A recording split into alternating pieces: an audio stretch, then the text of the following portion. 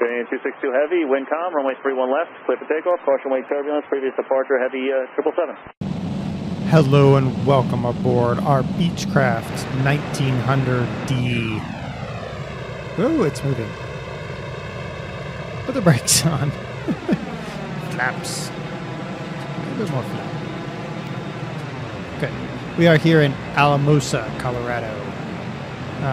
It's apparently foggy or something here in Alamosa. We're here in Alamosa because I happen to know the Beech 1900D flies to Alamosa.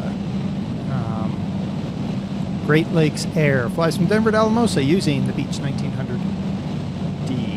The Beech 1900D is a 19-passenger fixed wing. Oops, sorry. What's that say? Something warning. Can't read it. I don't know what it says. But we got more stuff down here. Flaps extended, yeah. And I have no idea what that other thing says because I can't read it. It's manufactured by Beechcraft division of the Raytheon Corporation. Or was, anyway. This has actually got quite a lineage on how it came to be. So, there's a ceiling panel. Oh my goodness. Can I flip the switches? I can. Strobe. Nav. Taxi. Landing. Wing. Toggle aircraft exit. Ah! What's this? Toggle cargo door. Lights. No smoking. Seatbelt. Okay, let's go look outside here. Oh, look at that. Whew. Yeah. Excellent. Yeah, that's definitely an engine. It's missing the little strut. They put a little strut on the back of the aircraft when they're loading up the cargo, so the aircraft doesn't tip backwards, which would be a bad thing. I actually flew in one of these from some place in Ontario that I cannot remember. It was some podunk town in Ontario to Toronto. So, yeah. So this aircraft has quite a lineage, and it actually traces its lineage to an aircraft that's actually natively in the game. So it began in 1949 with the Beechcraft Model 50 Twin Bonanza. Yeah. Then a larger passenger cabin was added to the Twin Bonanza. That became the Model 65 Beechcraft Air Queen. That aircraft, look at that. I just took the brakes off and the aircraft is going to go. All right, let's go.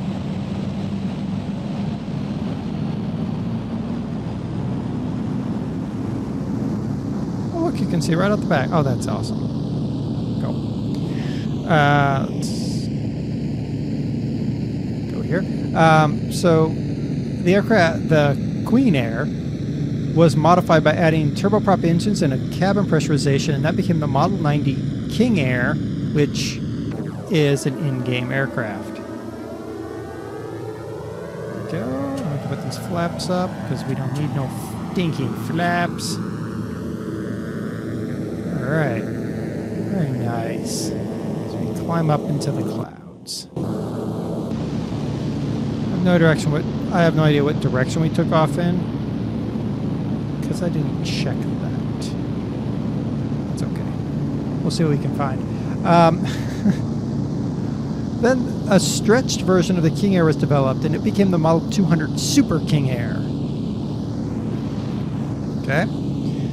Then Beechcraft developed the 1900 directly from the Super King Air in order to provide a pressurized commuter liner to compete with the Swearingen Metro and the British Aerospace Jetstream.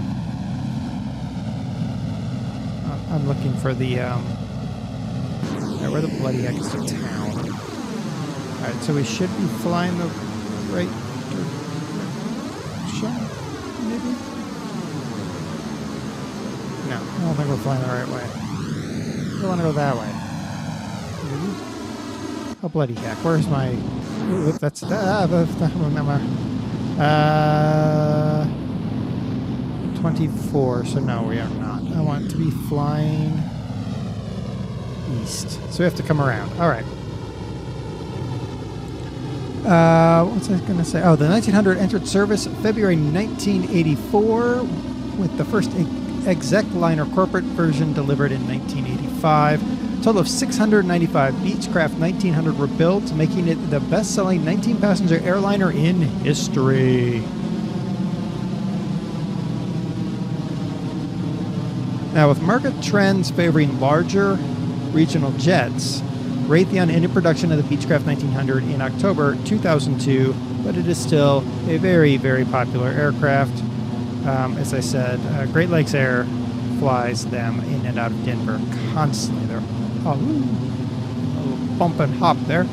They're constantly skittering in and out of Denver amongst the big jets. Which is interesting that it was canceled in favor of the larger regional jets, the 50-seaters, because now we know today 50-seaters are going out of style. Airlines no longer want the 50-seat jets because they don't provide the economics they're looking for. Instead, preferring 70 to 95-seat jets. So what happened to the 1900 is now happening to the CRJ 100 and 200, along with the Embraer Air 135, 145, which is probably better for us as passengers because, let's just be honest, who really wanted to fly in a 50-seat jet? Not me. Anyway, now the 1900C was a very popular regional liner, but you couldn't stand up in a 1900C.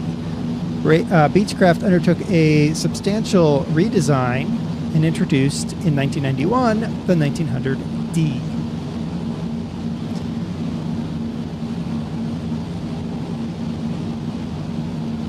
Now the D remedied the crouching thing with a stand-up cabin, which it has sort of a kind of a strange looking cabin shape there. So that strange looking cabin shape is, oh my god, I just noticed the pilots have giant heads and little bodies. Like little bobbleheads. Anyway. As kind of a high forehead on the cockpit there in order to create that stand-up height. Now that, of course, causes problems with aerodynamics because that is a problem. It adds both weight and drag. So other elements were changed. More powerful engines. The 1900D has two Pratt & Whitney Canada PT6A67D turboprops producing 1,280 shaft horsepower each. I'm flying towards these mountains over here for the reason of, I don't know, honestly. What I'm really trying to see is there are great sand dunes out by Alamosa, and I'm seeing if they're modeled here. Oh, there they are, right there. There's the sand dunes. We're in the wrong spot, but whatever. I guess theoretically that would be them, but they're whatever. In addition, winglets were installed. You see the winglets on the end there. It improves aerodynamics, drag. And a larger tail was added because, well, the larger engines required a larger tail. 1900D became the most popular version of this airliner with 439 built. Cruise speed is 322 miles per hour at 20,000 feet, and it has, of course, a 19-person capacity. All right, cool. All right, we're gonna swing back around towards Alamosa while we check out our shift button. Shift 1 gets us.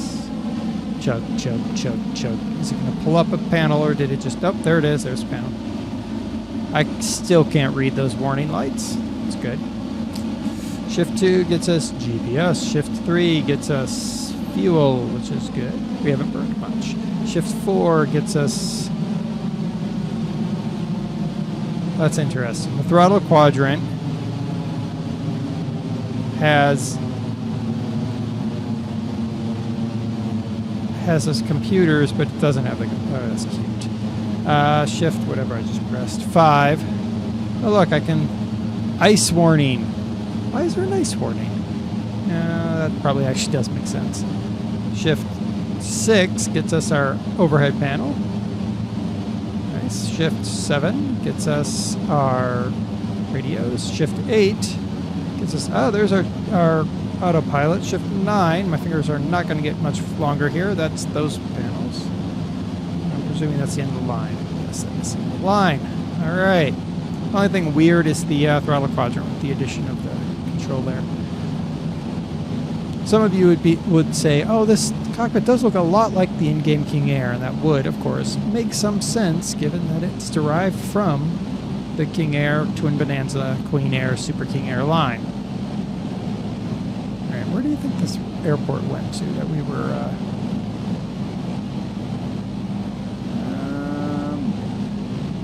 going east again. I did a 180. No, that was a 360. 270. Whatever. So there should be an airport over here. Now, I will say these aircrafts, to fly in them are... it's just something else. You haven't flown in one, you don't know what you're missing. You do have to step over a wing spar, which was nice. And when they loaded us, when I was flying out of... I'm trying to remember where I was flying into. That I flew to...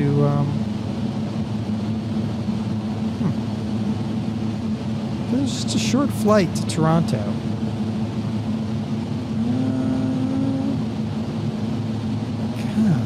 I want to say Belleville, but that's not right because there's no airport in Belleville. Anyway, so...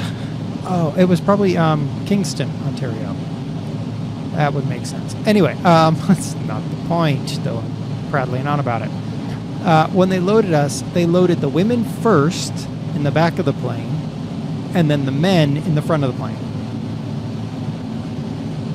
Cool, huh? Yeah. 500, really? Okay. Well, I don't know where my airport is, so I'm just sort of buzzing around hoping to find it. Where is it? Oh, I'm flying towards it now. Okay, good. Where is it? Oh, there it is. It's in the clouds. Okay, good. All right. At least we know where it is now. Everyone, hold on. We're going to die. But they put the women in the back because they are statistically lighter. Though in this case, that wasn't necessarily the truth. But they put the women in the back of the plane because of the cargo, and then they put the men in the front because men are statistically heavier and therefore would balance the aircraft. Because these aircraft really require load balancing. Kind of like the Saabs. Or even the CRJs require some load balancing. The smaller CRJs. It's not a bad looking aircraft. I do like this model. Put out our wheels. Flap out. Find out where the bloody heck the airport went to. The airport is there. They do look kind of derp. I guess. I mean, they look sort of odd when they're taxiing around a major airport, like taxiing around like Toronto or Denver International. They just look so out of place. But they serve their purpose, and for a lot of communities, if it wasn't for stuff like this 1900, they wouldn't have any air service at all. Certainly communities like Alamosa would be hard pressed to sustain anything larger than a 19-seat. Though Alamosa is a nice little town. Hey, look, I found our airport. Alright. Just a word about Alamosa, going during the summer, just be prepared, because it's hot. Anyway, alright, throttle way back. Do I have air brakes, I wonder? I don't think so. They don't appear to. No. So here we go. We're gonna go in for our landing. 400. 300. 300. 200. Give it a little bit of throttle. 100. 50, 40, 30, 20, 10. Oh yeah. Slow down. And there's reverse props. So we have reverse on the turbo props, which is always nice. I like it when they have that because, well, it makes ending easier. Whoa. Did you see that? It was about to do it.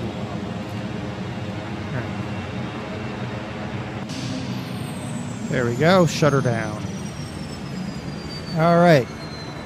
We'll open that up as well. Okay.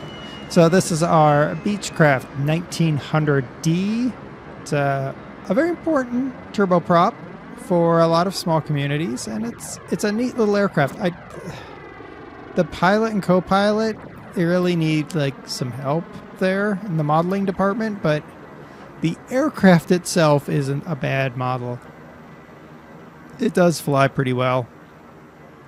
I landed it, which means it flies better than badly. Yeah, there we go. So the link's down below, as always. When DerTebbers, spin your plane spotlight of the Beechcraft 1900D model.